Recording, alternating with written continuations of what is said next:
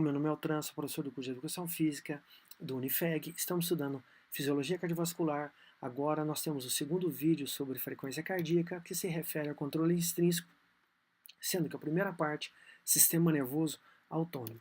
O sistema nervoso autônomo é dividido em dois sistemas, parasimpático e simpático.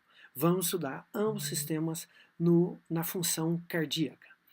A figura mostra o principal nervo cardíaco, o nervo autonômico parasimpático, chamado de vago. Perceba que o ramo direito dessa inervação está bem próximo ao nódo sinusal e o ramo esquerdo bem próximo ao nódo atrioventricular. Essas características anatômicas juntas com as fisiológicas permitem ao parasimpático um efeito cardioinibidor. A ação parasimpática é redução de frequência, redução de volume sistólico, que acarreta redução de débito e também redução da atividade cardíaca. O mecanismo pelo qual o parasimpático atua nessa redução é porque o neurotransmissor parasimpático, acetilcolina, se une ao muscarínico M2 e abre os canais de potássio. Percebam na figura, na parte superior, que a acetilcolina está unindo ao canal muscarínico, mas o canal do potássio está fechado. A partir do momento que ela realmente se liga, se fixa ao sítio, ela atua um segundo mensageiro no qual esse canal se abre. Se esse canal do potássio abriu, nós temos efetivamente fluxo de potássio e essa célula do nódo sinusal estará perdendo cargas positivas. E isso acarreta uma hiperpolaridade do nódo, o que dificulta numa despolarização, assim, redução de frequência, redução de volume sistólico. Para a gente entender melhor, nós vamos usar o registro do nódo sinusal e uma célula. Então, nós já estudamos no vídeo anterior as fases desse registro, a fase 0, a fase 3 e a fase 4. O que é? Fase 0, despolarização, influxo de cálcio e sódio. Fase 3, repolarização, saída de potássio. E na fase 4, a automaticidade, o influxo de cálcio. Nesse caso, a acetilcolina se une ao muscarínico e ela permite que os canais de potássio sejam abertos e permite um efluxo, isto é, uma saída de potássio, o que faz com que a polaridade que era negativa fique mais negativa ainda. Isso acarreta numa lentificação da fase 4. O que fica muito bem evidenciado nessa figura. Perceba que eu tenho um traçado normal aqui e depois da estimulação parasimpática, vocês percebam que a fase 0 ela é extremamente extensa. Isso faz com que haja uma redução da despolarização, o que retarda essa despolarização diminuindo a frequência.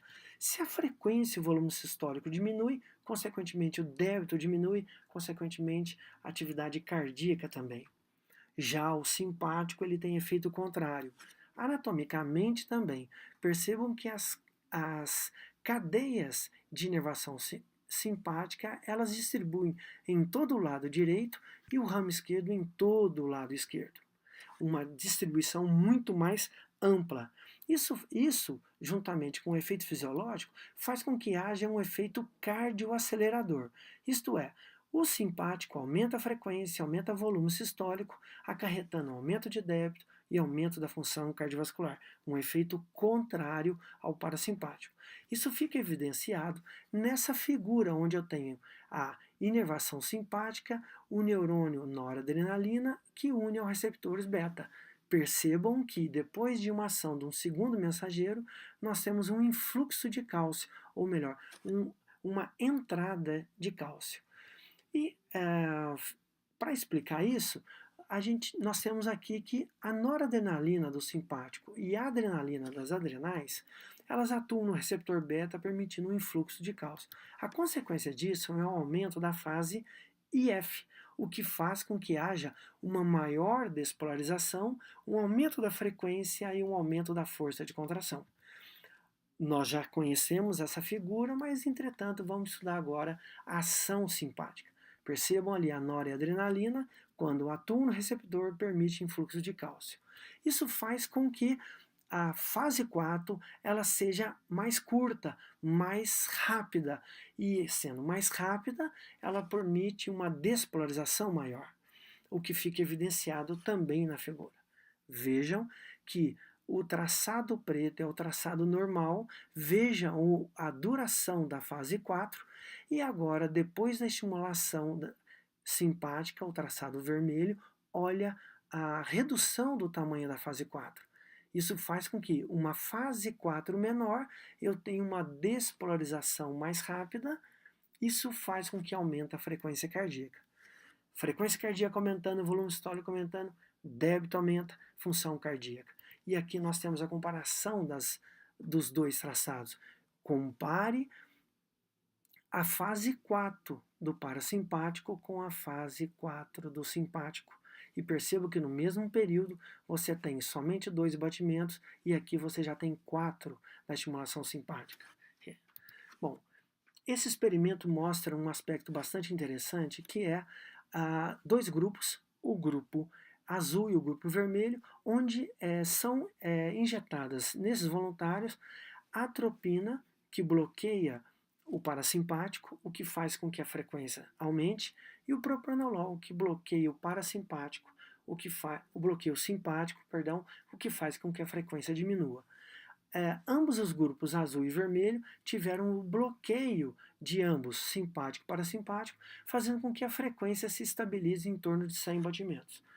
Conclusão que a gente tira: se eu faço um bloqueio do controle extrínseco do coração, mesmo que seja farmacológico, o coração continua tendo uma atividade intrínseca no qual tem uma frequência de potenciais e de disparos e de contrações em torno de 100 batimentos. Isso quer dizer que, se nós tivermos o bloqueio do controle extrínseco, nós teremos a ativação intrínseca, isto é, atividade elétrica, e esse coração passa a ser comandado via nodo sinusal. Bom, aqui mostra a relação entre parasimpático no exercício, e é um aspecto bastante interessante. Perceba no tempo 1 ao tempo 15 que essa frequência vai tendendo a aumentar. E ela passa de 100 batimentos. Resultado, nesse caso, você tem uma ativação ou um aumento do tônus simpático, liberando noradrenalina, que atua nos receptores beta, permitindo o influxo de cálcio, diminuindo a fase 4, aumentando a frequência. Ao mesmo tempo, o mesmo simpático reduz a atividade da acetilcolina. Então, nesse caso, se a frequência está acima de 100, é porque eu tenho um tônus simpático superior, o que faz com que a frequência seja superior a 100 batimentos. Ao terminar o exercício, nós entramos num período de recuperação e há uma tendência da frequência voltar aos valores de normalidade. Nesse caso, a tendência da frequência é reduzir abaixo de 100 batimentos por minuto. Nesse caso, se ela reduz abaixo desse valor de 100, nós teremos agora uma ativação, um maior tônus vagal parasimpático, que libera acetilcolina no receptor muscarínico, fazendo com que haja efluxo de potássio. Mas, ao mesmo tempo, a acetil bloqueia e inibe a ação da noradrenalina ou do simpático. Isso faz com que, se eu quero aumentar a frequência, eu aumento o tônus simpático e diminuo o parasimpático. Eu quero diminuir frequência, eu aumento o tônus parasimpático e diminuo o simpático. Espero que você tenha entendido, que você tenha gostado da aula e que ela seja útil para você. Se você não entendeu, volte os vídeos, dê uma nova estudada, faz novas observações e eu te espero no próximo vídeo, tá certo? Um abraço.